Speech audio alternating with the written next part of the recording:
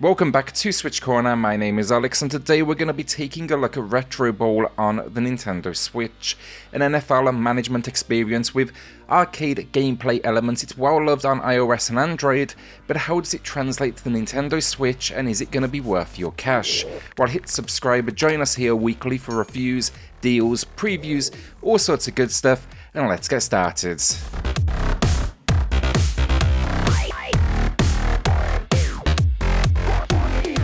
So I feel like I should preface today's video. I'm expecting a slew of what do you know your English in the comments below. I'm all for the banter, but to give you all a heads up, I've lived stateside now for 5 years and I've followed New York Giants for 18 years. It's definitely been a rough few years as a fan. I realised just how involved with this game I was getting though when I lost to the Eagles and the Jets. I wasn't even playing as the Giants, I was the Texans, but I simply could not detach. So you may be wondering, Giants fan, why are you playing as the Texans? Well, that's because this game, it is a single career mode. There's no quick play or anything else. You actually even get to put your favourite team at the opening of your career. You can opt to play with them as well immediately, but the game actually gives you a warning when you try to do this. It says why not start lower and work your way up, and yeah, it kind of sold me on the idea, and on reflection, I have to agree, getting the chance to move teams, it definitely carries more weight when you're hoping for your team to give you a call. The core idea here though is it's a management experience with some pick up and play action. That action you'll be controlling the return following kickoff and then the offensive line. That includes driving for a touchdown, 1 and 2 point conversions and field goal attempts. It makes the pace extremely faster, and I picked this game up and didn't proceed to put it down for 3 hours. In that time, I had completed the first year as head coach. I failed at winning the Retro Bowl, or the in-game Super Bowl, and then I'd been offered head coach at another team, but it wasn't the Giants, so I was actually starting to come around to my Texans, and I stuck with them. Okay, so controls, and it's relatively simple. As QB, you'll use an on-screen cursor to choose the flight path of your throw. You can change from a standard throw to bullet, so faster and lower with more risk of interception if, of course, used incorrectly. You cannot move the QB in the pocket, which I wish you could do, give you that extra flexibility, to occasionally break away from a defense that's coming in. And yeah, once the ball is passed, then you are able to control that player on their run. You can, however, move the QB if you opt then to scramble. You can also hand off the ball for a run as well. You also get the option to call an alternate play, and you'll be setting field goal power and aim. Likewise then, look out for stars above certain players. They go beast mode, and it's always going to be optimal to get the ball to them when you can. Each player though here rocks their own stats, so speed, stamina, catching, strength, even an XP level which will slowly improve alongside their morale. This is where the depth it will start to surprise you. Defense then, it's that old school text on screen explaining what's happening with no visual outside of the location on the field. In the background, it's definitely, I don't know, I played a lot of these games when I was younger and it's definitely that kind of throwback vibe. I actually really did like it, and overall just generally the offense and watching the defense, it sounds simple and it is actually simple, but it's incredibly rewarding. It taps into that just one more go or one more match, in this case, mentality. Options wise then, the quarters here are preset to 2 minutes. I think that's the perfect runtime, honestly, but you can change this to 1 or 3 minutes as well. Difficulty wise then, it comes in the standard, easy, medium, hard and extreme, but I would actually leave the preset in place. That's called dynamic, and it will change as your skill improves. The other half of this game then though is management, and it gets this great balance of, relatively deep but not at the same time overly complex. There's not menus upon menus here. You want to take part in a draft, for example, it has you covered. It's a 3-round system with a salary cap. If you want to track your wins, go to the Hall of Fame. You can even add star players to this list. You want to work on your team? Cool, head to the roster where you can bench players, even go deeper into their stats or meet up with them.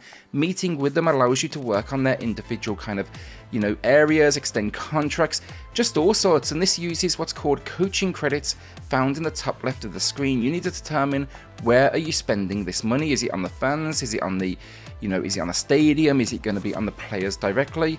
Whatever it is, that call is going to be down to you. These coaching credits then, they are awarded for wins and in some certain offence as well. The offence system I really like as well. This is everything from the media asking you questions to choosing to meet with your team over the owners and board. It carries weight too as well, because let's say you put a player down to the media, that morale for that player would drop. If you meet with the owners over the team, they're going to throw you an extra coaching credit or two to spend. At first it was a novelty, but quickly it actually became a weighty decision for the team, where my answer, it had to be determined around what I needed to do next. Did I need the team morale going through the roof for, let's say, the Retro Bowl, or did I need some cash from the owners?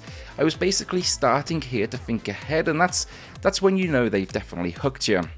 That's just the beginning as well, honestly. I can't go into huge detail on, everything, but you can improve your stadium, training facilities, rehab facilities, you can increase salary cap and look at free agents, you can recruit new staff, you can determine how hard you go on them with training. The game even then has built-in achievements to keep you coming back.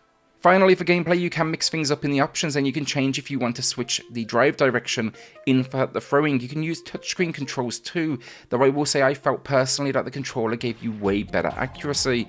You can opt for an auto run, you can add weather effects, you can edit teams. It's not licensed, understandably, but this actually allows you to put names, colours, all that good stuff as you please. Problems? Not many, honestly. I tried to push the game, and rules-wise it has everything you would typically expect. I do wish you could move in the pocket just a little bit, and I'm not a fan of the kickoff returns. For me, this could be turned off entirely, because no matter what I did, I barely broke the 20. It just feels slow, and while you can, yes, duke and stuff, it just didn't kind of do it for me. So I often just let auto run take over, it went in a straight line until they met the opposition. Finally, I think a quick play option would be nice here, or even just, let's say, an arcade mode. I know the whole design here is the management arcade kind of control combo, but I wouldn't be surprised if some people, they just wanted to play QB and control that drive. Currently, it's that one mode only, season, and that is it asking you to cover all areas. The only other thing then is defense. I can see why people think it would be a good addition, but it should be optional. I wouldn't want to control the defense myself. The controls are just not that involved that it would feel, rewarding. But I would love to be in control in the sense of maybe calling the plays if I wanted to. It would give you the player a little more sense of control over your destiny, because let's say you're in the last minute, and this happened a fair few times, text boxes are flashing up and then all of a sudden, touchdown, and it's occasionally just a little bit frustrating knowing that, basically you didn't have any call in the moment to try and stop that. Overall though, look, I'm impressed. Really good stuff for gameplay. So graphics are not a huge amount to say, honestly. It's got a pixel style, it was no doubt built around Tecmo Bowl, and that no doubt helped determine the name as well. Retro Bowl. Players are well defined though during a drive, that it never gets too complicated on screen, and play calling, it's kind of the usual playbook style. Menus are old, kind of like simplistic style, but get the job done with some symbols and close-ups. I particularly like the characters around the edge of the field though as well. There's something really standout about them as they're moving alongside your team. I played docked and handheld then, great in both. I wish on the field they had some maybe end zone decorations for the home team. I think that would be a nice touch. But yeah, it's currently just this kind of like blue end zone, and that's also me being kind of picky. I've never been less surprised by a visual style after reading the name of the game, but I'm definitely a fan of the old school, and it definitely works. Audio, and here this game is lacking. The menus are fine, old school chiptune music, but in match there's basically cheers for every single play and some very minor sound effects, and that is it. It needs something at times to fill the silence, even if it was just, let's say, the low sound of the crowd in the background. I don't know, it feels really empty, and I ended up simply playing my own music in the background. I think that makes sense when you're on a phone, honestly, but if you're in front of a TV, it's underwhelming, especially if you don't have any way to put, let's say, music on at the same time. So Retro Bowl has absolutely surprised me. I'm addicted. I've sunk already a fair few hours in, and I intend now to keep going until I get control of the Giants. The gameplay is fast paced though, and addictive. The drives always feel rewarding. The management, enough depth there. It's not simplistic, but not so deep you'll spend hours on end in menus. It's punchy, 2 minutes here, 2 minutes there. I can see why it's so popular on phones, but now with controller support, it may have just found its best home yet. A great 8 out of 10 from me today then. Sports fans, absolutely take a look here. There's a whole lot more than meets the eye. A shout out then to the patrons of the channel who are going above and beyond to support SwitchCorner. It helps more than you know, so thank you all so much. Then hit subscribe if you love the Switch, as much as we all do here. Join our growing family, and I'll see you all on the next video. Thanks everyone.